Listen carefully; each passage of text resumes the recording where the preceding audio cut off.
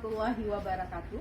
Perkenalkan, nama saya Dwi Nandalia, mahasiswa PPG dalam jabatan Universitas Negeri Semarang tahun 2022-2023 yang akan melaksanakan uji kinerja pada hari ini, tanggal 12 Juni 2023 di SMK Negeri 8 Loksemawen, Aceh. Assalamualaikum warahmatullahi wabarakatuh. Waalaikumsalam warahmatullahi wabarakatuh. Apa kabar semuanya anak-anak ibu? Alhamdulillah. Alhamdulillah baik, sehat semuanya? Sehat. Semangat hari ini? Semangat. Oke, semangat dulu. Semangat, semangat, semangat. Oke, kita ulang ya. 1, 2, 3. Semangat, semangat, semangat. Sebelum kita mulai pembelajaran pada hari ini, sebaiknya kita berdoa dulu. Yang berdoa dipimpin oleh Farid. Silakan Farid. Berdoa dimulai.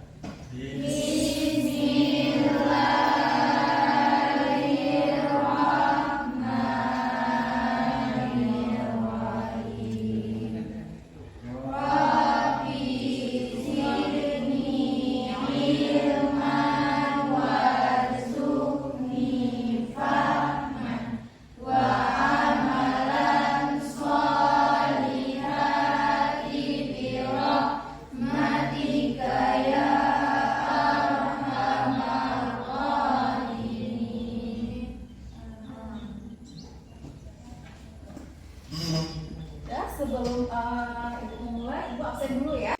Baik, sebelumnya ibu absen dulu. Untuk sekretaris, Safia, berapa orang hari ini yang tidak hadir? 2 orang. Keterangannya apa? Izin sama sakit. Namanya? Masita dan Gilang. Baik, terima kasih untuk Safia. Kita masuk ke materi ya. Materi pada hari ini adalah obat gangguan sistem pencernaan. Obat gangguan sistem pencernaan. Nah, coba perhatikan gambar yang ada di layar ya. Pernah nggak kalian melihat produk tersebut? Pernah? Ada yang tahu produknya? Ada yang tahu produknya apa aja? Mungkin bisa 1 atau 2 orang menyebutkan, boleh? Ayo, ada yang tahu produknya apa aja? Itu ada Polisilen, yaitu obatnya itu untuk penyakit lambung. Oke, Polisilen untuk obat lambung. Kemudian ada Dulcolax, yaitu untuk orang yang susah buang air besar. Susah buang air besar. Kemudian yang terakhir ada obat diare, yaitu obat untuk diare. Obat untuk Diare. diare. Ya. Ada yang pernah minum nggak obat-obat di yang sudah saya tampilkan? Pernah. Oke, siapa yang pernah minum? Oke, yang mana yang pernah kamu minum nak? Polisilen. Polisilen. Polisilen yaitu obat lambung, ya. Nah, jadi tujuan pembelajaran pada hari ini melalui pendekatan STEAM dengan menggunakan model pembelajaran PBL, yaitu problem based learning, ya, di mana di sini yang pertama ya menganalisis kasus penyakit yang berhubungan dengan sistem pencernaan dengan akurat. Kemudian yang kedua, memilih obat yang berhubungan dengan sistem pencernaan yang tepat, ya. Coba perhatikan ya gambar. Di sini ada 4 gambar yang akan ibu tampilkan. Di mana gambar pertama? Coba kalian perhatikan pada gambar pertama ini, ya. Di sini pasien mengalami gejala sering nyeri perut, ya. Pada saat pasiennya telah makan dan apalagi saat makan pedas serta asam, ya. Kemudian pasien sebenarnya sudah meminum Polisilen yang tadi ya produk yang tadi. Namun dikarenakan pasien sering lupa minum obat tersebut, jadi gejala seperti ini ya. Coba kalian perhatikan pada gambar tersebut. Gambar yang kedua. Di sini Ibu Ani mempunyai anak yang berusia 5 tahun ya. Dan untuk hari ini anaknya susah. Jadi si anak tidak mau makan makanan yang berserat. Contohnya makanan berserat apa? Sayur dan buah-buahan ya. Sehingga anak ibu menangis terus-menerus dan Ibu Ani ingin membeli obat yang cocok untuk anak-anaknya. Yang ketiga, ya, di mana dari gambar ini ya Andi mengalami keadaan sakit perut dan berputar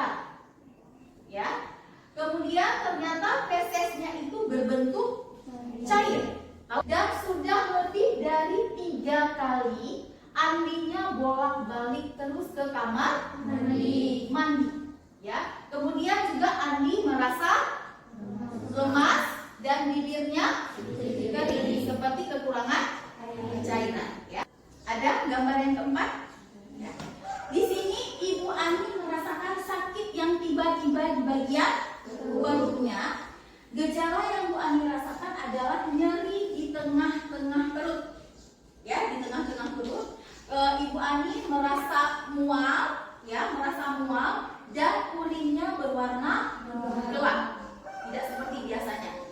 Setelah dicek oleh dokter, ya, muncullah hasil seperti yang ada di atas. Kalian lihat gambarnya, ya, dikarenakan terjadi penumpukan kolesterol di dalam tubuh dan membentuk batu. Ya, membentuk batu pada bagian yang tertera pada gambar. Ini tadi berarti ada 4 kasus, ya, dan 4 gambar itu ada 4 kasus, ya. Nah, di mana di sini nanti akan saya bagi menjadi 4 kelompok. Masing-masing kelompok memecahkan masalah dari 4 kasus tadi. Silakan untuk dibentuk 4 kelompok yang sudah saya bagikan.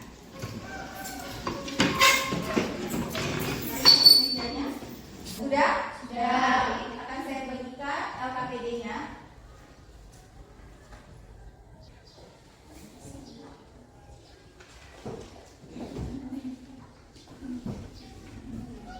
Sudah terbagi semua, ya, LKPD-nya, ya. Coba diperhatikan LKPD yang sudah saya bagikan. Ada LKPD yang sudah saya bagikan. Coba dibuka semuanya, ya. Nah, di situ, ya, nanti ada nama kalian harus kalian tulis nama kelompoknya.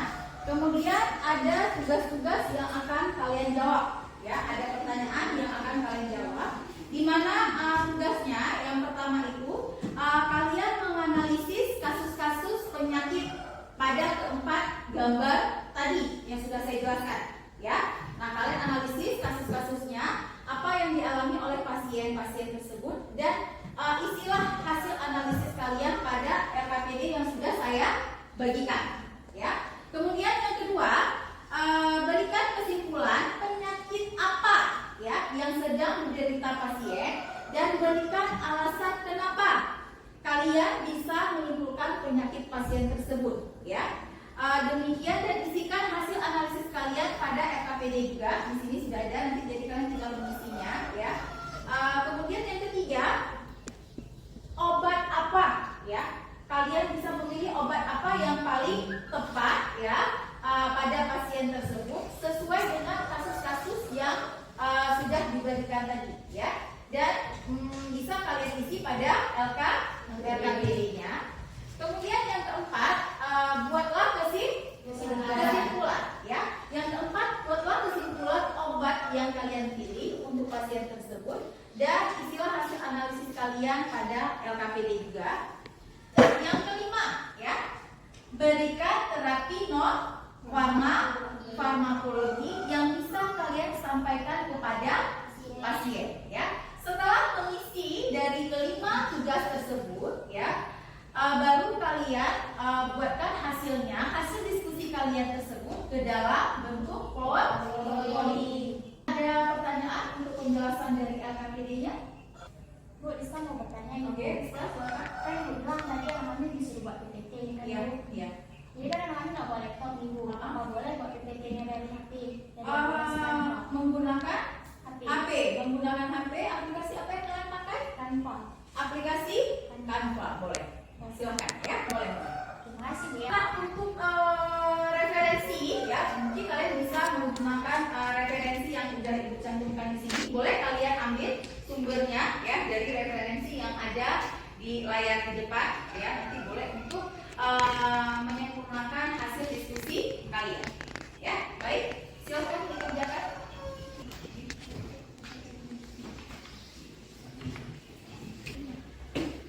Untuk mengefisiensi waktu, ya, jadi masing-masing kelompok membagikan tugas kalian masing-masing, ya. Tugasnya yang pertama mungkin ada yang mengerjakan PowerPoint-nya, yang kedua ada yang mengerjakan tugas tugas-tugas tadi yang sudah diberikan dari masing-masing. Jadi nanti dibagi aja tugasnya masing-masing ke kelompok. Gimana tugasnya? Ya.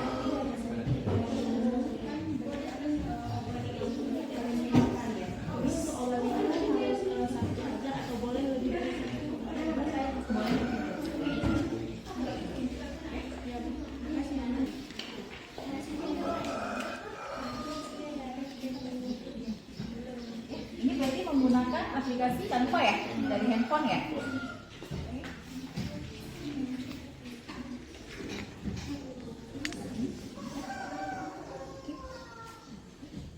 Di LKPD-nya juga diisi ya, jangan lupa diisi di LKPD-nya ya. Kelompok 4, ada pertanyaan? Tidak ada? Berarti sudah paham ya?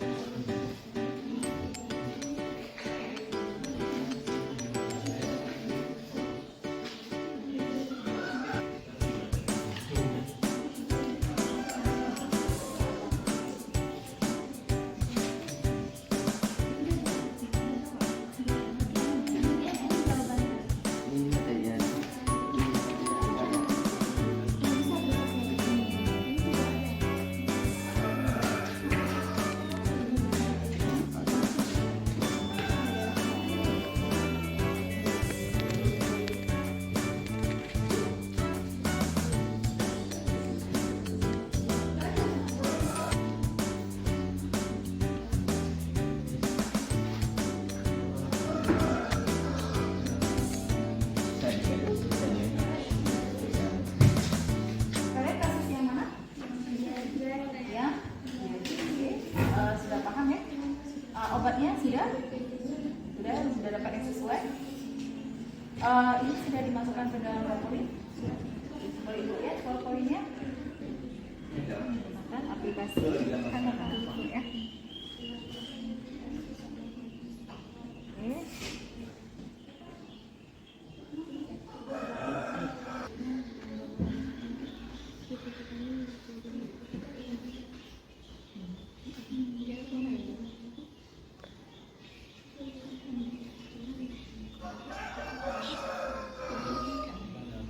Sudah selesai untuk masing-masing tugasnya? Sudah. Semua di LKPD?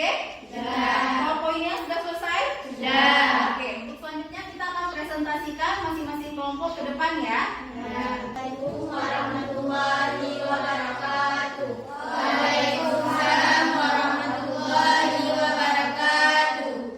Kami dari kelompok 1 ingin mempresentasikan hasil diskusi kami, jawaban dari soal-soal yang ada di KPD yang diberikan oleh Ibu Nenda. Hasil dari analisis kasus, pasien sering nyeri perut karena telat makan dan saat makan pedas, dan pada gambar ada luka pada lambung tersebut. Kesimpulan dari kasus, dari gejala yang dipaparkan, maka penyakit yang diderita pasien tersebut adalah sakit lambung. Pemilihan obat yang tepat untuk pasien adalah lansoprazol. Mengapa lansoprazol? Karena pasien ini adalah pasien yang termasuk golongan orang yang susah minum obat, sehingga obat yang paling cocok adalah lansoprazol karena dapat diminum 2 kali sehari. Terapi non farmakologi. Tidak boleh makan pedas, tidak boleh telat makan, tidak boleh stres, tidak boleh bergadang, tidak boleh minum-minum yang mengandung kafein, tidak boleh minum minuman beralkohol, kurangi konsumsi tomat, bawang, dan makanan dengan kandungan lemak yang tinggi. Sekian presentasi dari kami. Apakah ada yang kurang jelas bisa ditanyakan? Baik, ada pertanyaan dari kelompok lain? Ada? Oke, silakan dari kelompok 2 ya. Oke, silakan dari kelompok 2 boleh bertanya? Ya, silakan. Saya ingin bertanya, apakah makan pedas boleh untuk orang tua? Makan pedas ya. Oke, makan Boleh pedas. tidak bisa menjelaskan jawabannya ke kelompok? Siapa yang akan menjawab? Rizka. Silakan Rizka. Jawabannya, apabila kita sakit lambung, lebih baik kita tidak boleh memakan makanan pedas. Ditakutkan lambungnya kita akan semakin parah. Terima kasih atas pertanyaan. Ada lagi yang bertanya? Tidak? Sudah jelas semuanya? Sudah. Oke, kita kasih aplaus dulu buat kelompok 1. Terima kasih buat kelompok 1. Mungkin silakan duduk. Selanjutnya kelompok 2. Assalamualaikum warahmatullahi wabarakatuh. Waalaikumsalam warahmatullahi wabarakatuh. Saya Siti Zulaika Azranisha.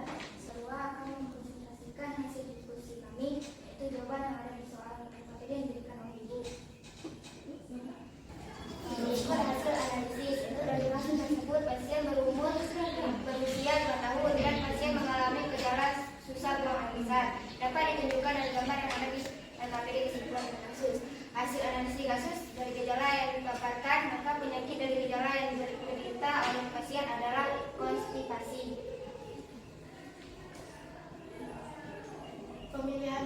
Pemilihan obat untuk pasien. Obat yang dipilih untuk pasien adalah Nicolat. Alasan pemilihan obat tersebut adalah dikarenakan pasien berusia 5 tahun, maka sediaan yang cocok digunakan adalah Nicolat. Karena pemakaiannya dihubur melalui anus.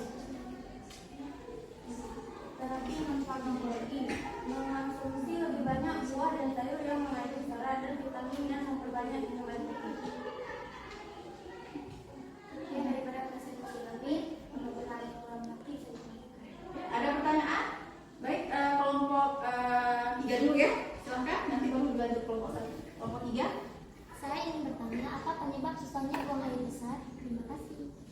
Ya, apa penyebabnya susah buang air besar? Saya mewakili dari kelompok akan memberikan pertanyaan, yaitu untuk obatnya itu lebih baik diminum kapan? Terima kasih. Baik, terima kasih atas pertanyaannya. Boleh. Saya Rizky akan menjawab pertanyaan dari kelompok 3. Apa penyebab buangnya air besar? Yaitu karena kekurangan minum air putih dan makanan yang serat contohnya seperti sayuran dan buah-buahan. Sudah jelas ya? Sudah ya? Sudah. Pertanyaan selanjutnya? Baik, saya Kirian Nadela akan menjawab pertanyaan dari kelompok 1. Pada saat malam hari, Pada saat malam hari. Ya, kenapa pada saat malam hari? Karena apabila pada pagi hari kita akan belajar untuk membuang Jadi lebih lancar ya bisa buang air ke sana. Jadi bagusnya diminum pada malam daripada malam. Ini ada pertanyaan lagi? Tidak ada? Sudah mengerti semuanya? Sudah paham? Sudah. Baik ya, kita kasih aplaus dulu buat kelompok 2. Terima kasih. Assalamualaikum warahmatullahi wabarakatuh. Waalaikumsalam warahmatullahi wabarakatuh. Berdirinya kami di sini untuk mempresentasikan hasil diskusi yang telah kami buat sebelumnya mengenai diare. Perkenalkan, hasil analisis kasus. Andi mengalami keadaan perut yang sakit dan berputar-putar dengan gejala feses yang cair dan bolak-balik ke kamar mandi untuk BAB. Dan Andi mengalami lemas serta bibir Andi yang kering.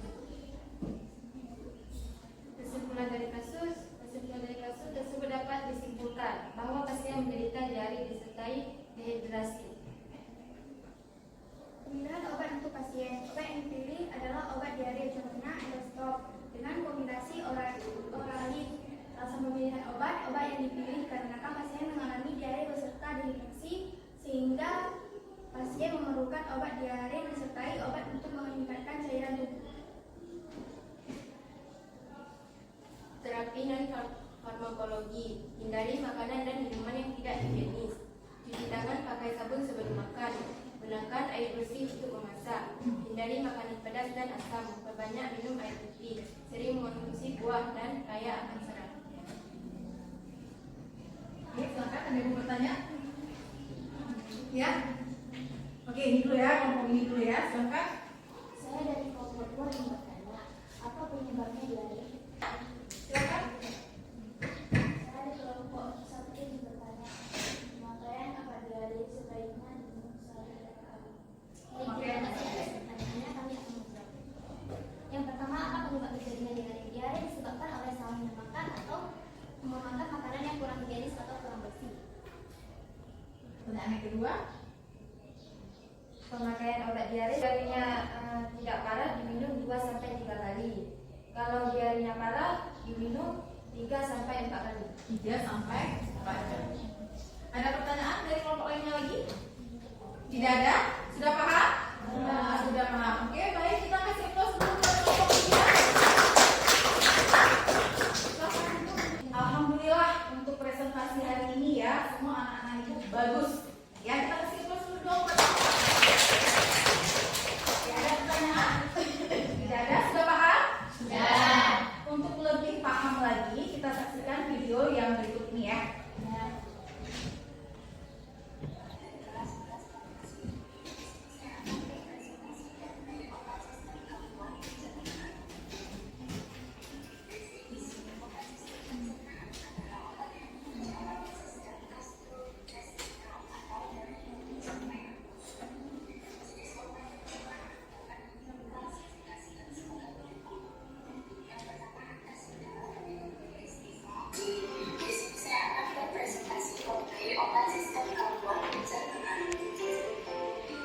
Definisi obat sistem pencernaan atau imunisasi obat terdiri dari asam batu atau asam folat dan asam fenodeoksikolat fosforid.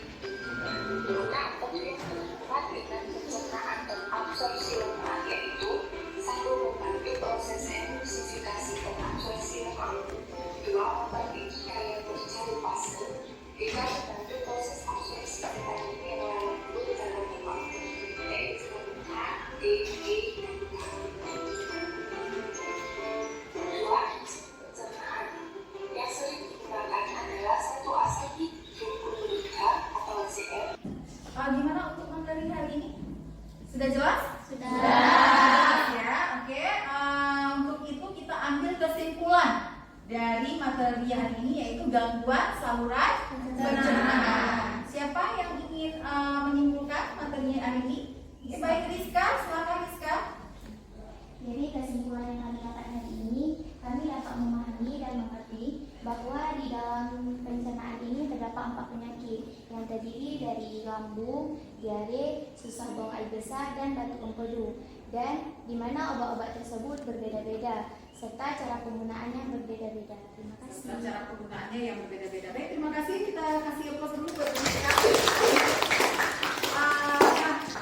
Itu juga sudah menyimpulkan ya dari kasus-kasus yang ada. Tadi berapa kasus? 4 kasus ya? Ya. Yang gambar pertama itu ya, pasien pada gambar pertama menderita penyakit tukar lambung ya. Nah, obat yang tepat untuk digunakan golongan PP1 seperti omeprazol dengan dosis 2 mg dan signa pada etiket pemberian 2 kali sehari ya.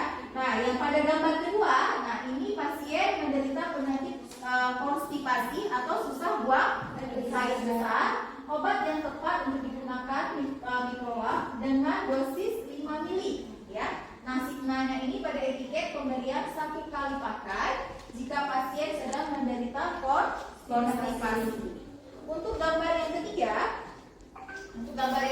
nah sini pasien menderita diare disertai dehidrasi ya. Obat yang tepat untuk digunakan adalah loperamid yang dikombinasikan dengan oralit untuk meningkatkan cairan tubuh dengan dosis loperamid 2 mg ya.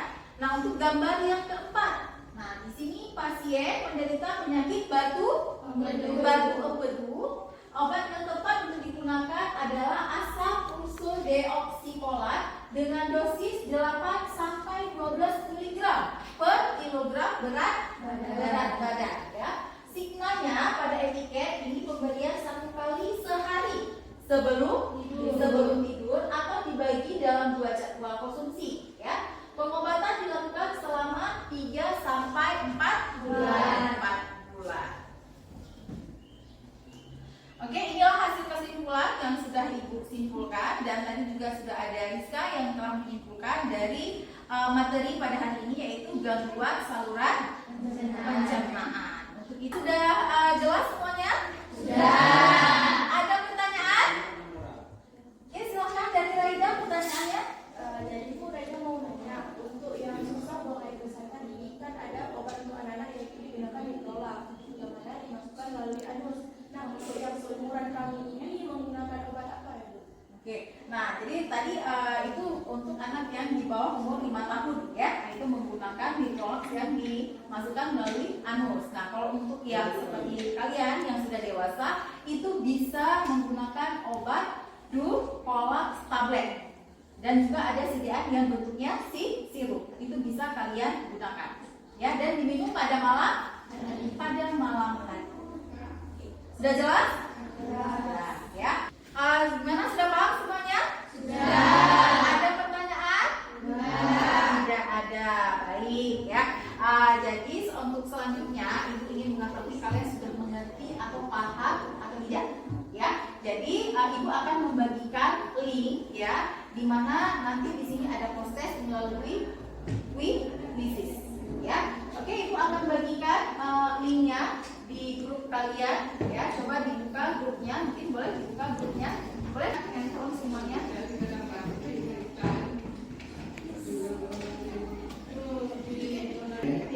Zulfira sudah masuk? Sudah?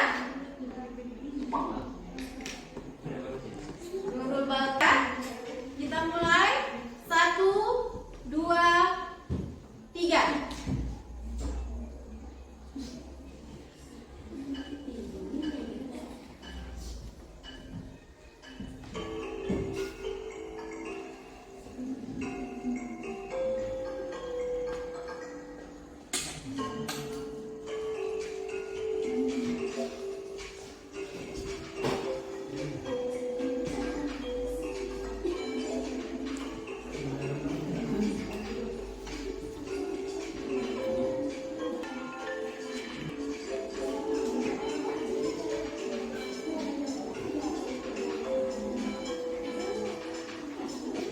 Perolehan nilai semakin terlihat ya.